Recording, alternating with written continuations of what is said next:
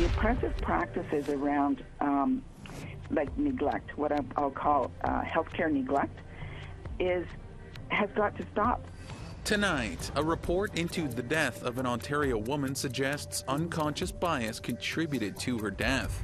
Because there's a very high shortage of housing. I don't know what the waiting list is for housing, but there's a huge demand for them. Plus, there are high hopes up in Iqaluit for a much-needed elder center.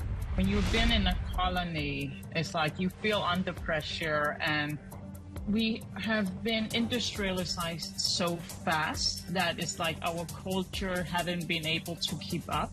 And an Inuk creator shows the world her world, Greenland.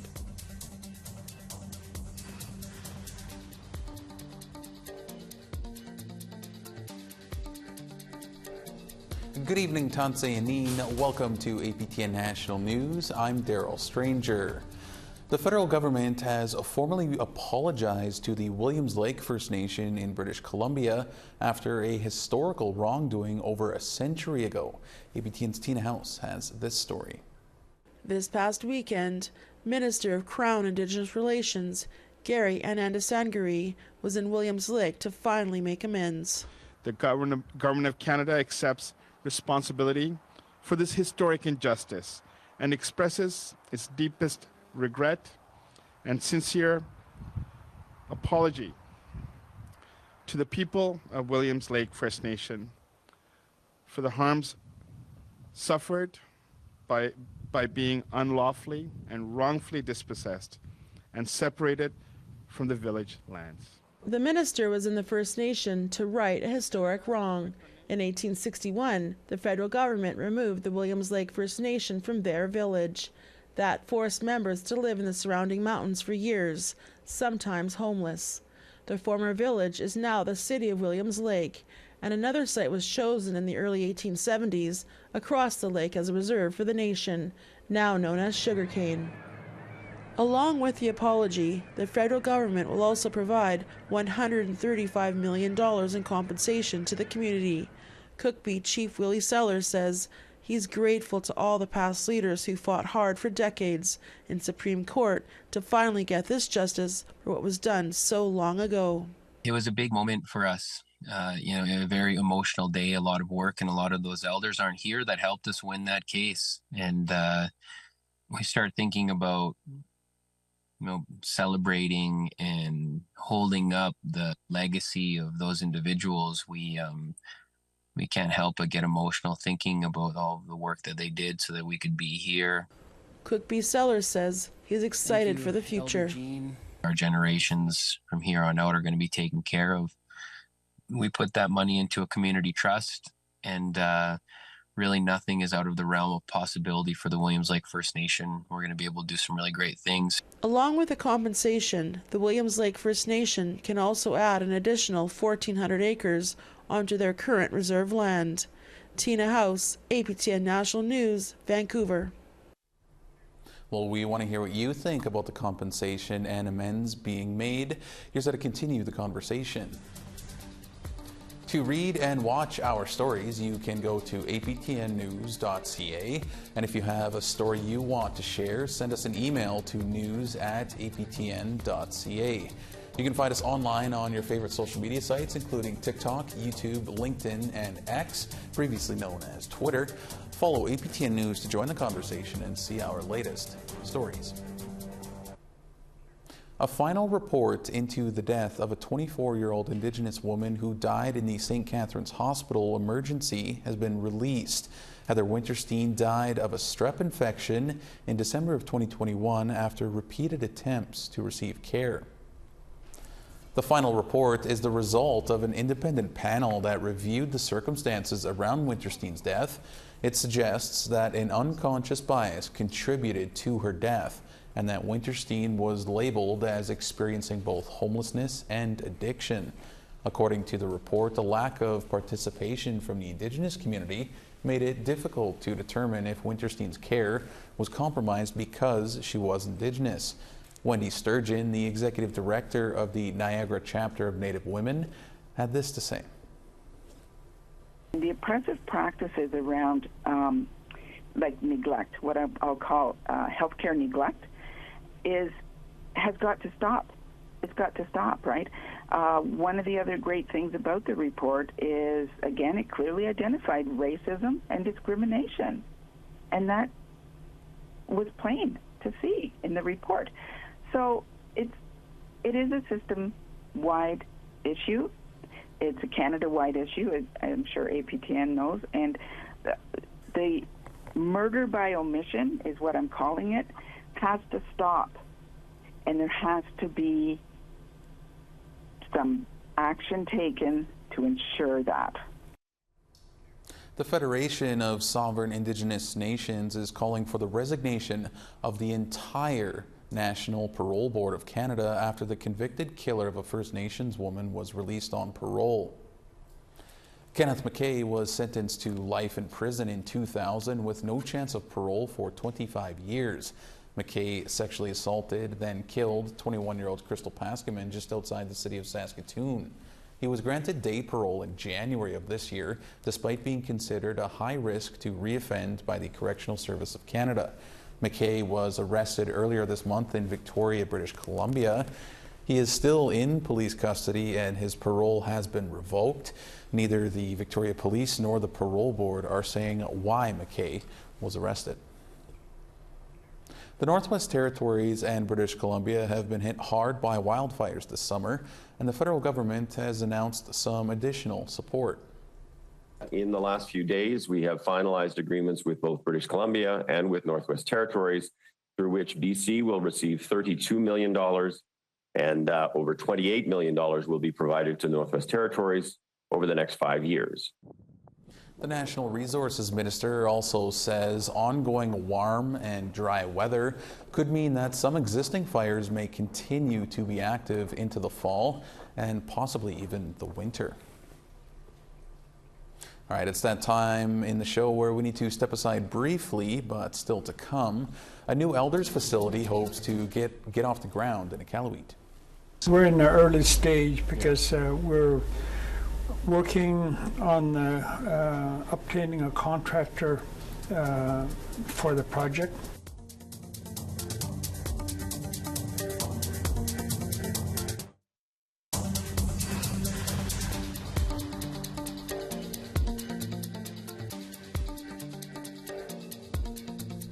Welcome back to APTN National News. A Northern Manitoba school division says it's struggling with a teacher shortage and is offering incentives for new teaching graduates to work up north. The Frontier School Division is offering new teaching graduates $10,000 a year for up to 3 consecutive years. Around 85% of Frontier's students are Indigenous. The division has 42 schools in remote communities in Northern Manitoba. Chief Superintendent Reg Clausen says the shortage is affecting students from elementary to high school, and current staff are doing what they can to make up for over 30 vacant teaching positions.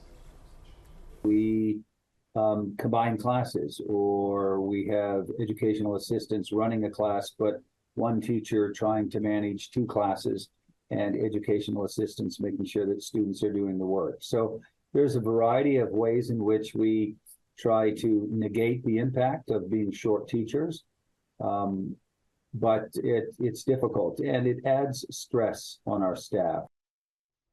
A group of Manitoba First Nations leaders are calling for an investigation into what they say is a monopoly over air service in Island Lakes. Grand Chief Scott Harper, along with other area chiefs, are urging Transport Canada to investigate perimeter aviation services for Island Lake's 15,000 members. They say the airline recently increased rates for travel and baggage without consulting or giving notice.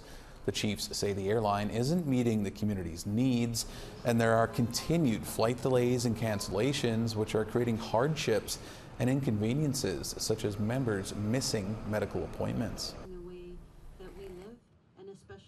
Posts even on social media, pictures of the airline, what they have to go through. And that really does something to the people, how their health and their especially what they see. The Indigenous leaders say they feel the agreement between the First Nation and Perimeter Aviation's parent company favors the airline and is a monopoly agreement. Now, CTV News reached out to Transport Canada and Perimeter for comment. The Elder Society in Iqaluit Nunavut is looking to expand the number of spaces available to seniors needing shelter. Trevor Wright brings us this. With Iqaluit's only current assisted living facility having a capacity of 8, the needs are great. The Elder Society of Iqaluit wants to get a 42-unit elder residence off the ground. Well, because there's a very high shortage of housing. I don't know what the waiting list is for housing, but there's a huge demand for them. And the elders that are currently retiring, like for example from the government, are caught in an area where they don't have a house. They have to vacate their homes, government homes, and need a place to go. Or once that happens, they either have the choice of navigating Nunavut's crowded housing market, moving to southern Canada, or with family in Nunavut, where overcrowded conditions are frequent. The planned facility will be for elders who are able to live on their own. It's expected to have shared kitchen and laundry facilities, but residents will have their own spaces. They also hope to host a pharmacy, daycare, sewing rooms, and a country food outlet, among other amenities. We're in the early stage because we're working on obtaining a contractor for the project. And we are currently trying to secure more funding for it, but the project will go ahead. They hope the federal government help fund the project once the time comes. The next step, however, is getting the zoning designation changed. Documents, we have secured the land. We have done geotechnical studies in that. And we had also met with the city of Iqaluit to change their bylaw, current bylaw, so that facility can be up and running in that area. To facilitate this, the city is holding a hearing next week to collect comments from the public if this is something they would like to see. Flaherty says this project is very much in the public interest, giving a respite for elders from Nunavut's housing crisis. It's very, very needed right now. There's a lot of homelessness or moving from one relative to another, couch surfing, what you might have in that, but it's really, really needed. There's a huge shortage of housing, especially a lot for elders who are leaving the workforce in that. Trevor Wright, APTN National News, Iqaluit. One of Canada's historic landmarks was vandalized over the Labor Day weekend. The incident happened September the 2nd in Ontario's Bon Echo Provincial Park, about 200 kilometers west of Ottawa. Ontario Parks was notified that the Mazenah Rock had additional carvings in the face of the cliff. It is believed a stone was used by individuals to mark names near ancient Indigenous pictographs. Ontario Parks is calling the act, quote, disrespectful and destructive, and says the incident is now under investigation. The trial over the Freedom Convoy that ground the city of Ottawa and Parliament Hill to a standstill continued in Ottawa today. The Crown planned on calling 5 Ottawa residents as witnesses, including one resident who filed a class action lawsuit against protest organizers. Lawyers for defendants Tamara Litch and Chris Barber are trying to block them from testifying. 4 business representatives were also expected to speak about how the February 2022 demonstration affected them. It's been a long time. All right, it's time for one final break here, but we still have a few more stories to come, including a remote YouTuber drawing a huge crowd to her channel. There's even people who don't know that there are people living in Greenland.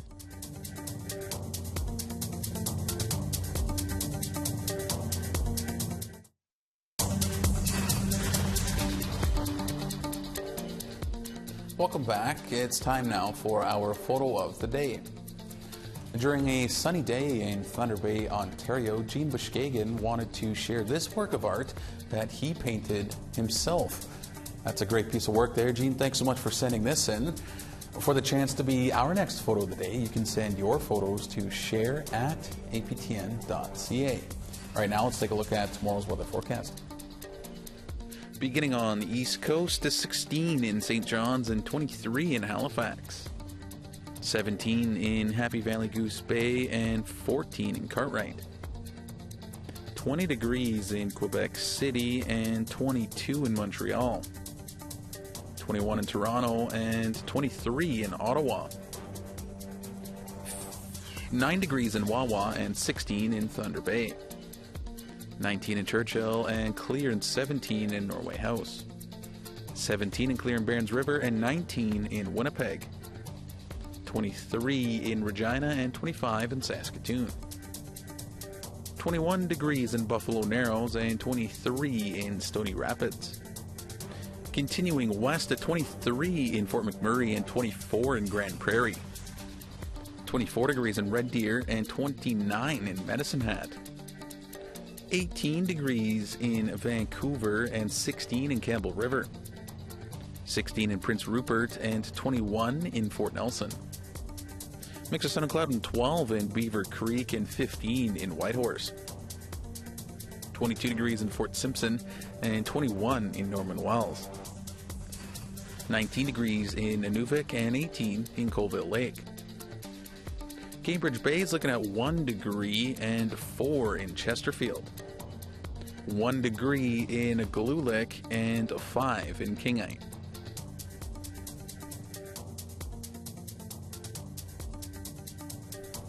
A content creator on TikTok is making a big impact through educational videos about her culture and the world's largest island, Greenland. Sav Jonesa has more. An Inuk content creator from Greenland is making sure the world knows the truth about her home country. Every time I go to new places, I just realize that people have no idea about anything about Greenland. There's even people who don't know that there are people living in Greenland. Kupanuk Olsen is the creator of Q's Greenland, a TikTok and YouTube channel with over 500,000 followers across platforms. Her videos focus solely on Greenland, a country colonized by Denmark, and her Inuit culture. It's important because we want our voice to be heard as well. When you've been in a colony, it's like you feel under pressure, and we have been industrialized so fast that it's like our culture haven't been able to keep up. So I think it's important to show our culture, to tell our own story, and change the law regarding to our own needs instead of the European or Danish law requirements. Because the cultures are so different from each other. Though politically considered European, Greenlanders migrated to the island through Canada for thousands of years. Cultural elements like language and Arctic cuisine are relatable for her many Inuit fans in Canada. We have the same way of hunting, the same way of understanding the nature, being one with the nature, and there's so much of our expressions with no and yes, with our facial expressions, with our culture, they're the same. So we have so much in common, and our languages are almost the same because it comes from the same root. Today we are comparing our Inuit language between Nunavut and Greenland.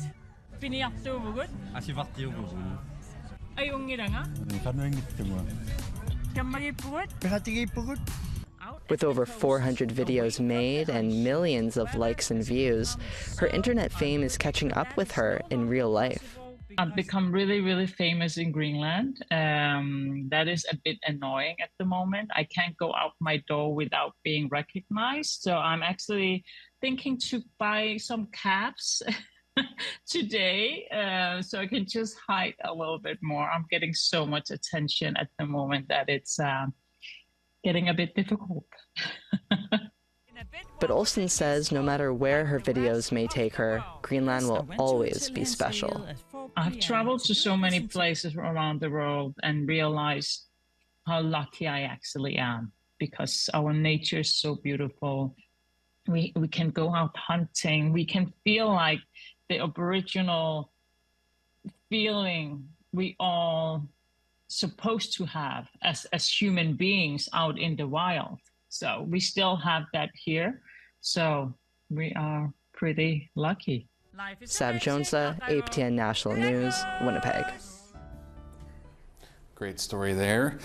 Well, it was recently International Literacy Day. The Council of the Federation Literacy Award hands out one award to a winner in each province and territory. An illustrator with a spark for helping children and youth to engage with traditional languages is being honored in the Yukon. Our reporter Sarah Connors has this.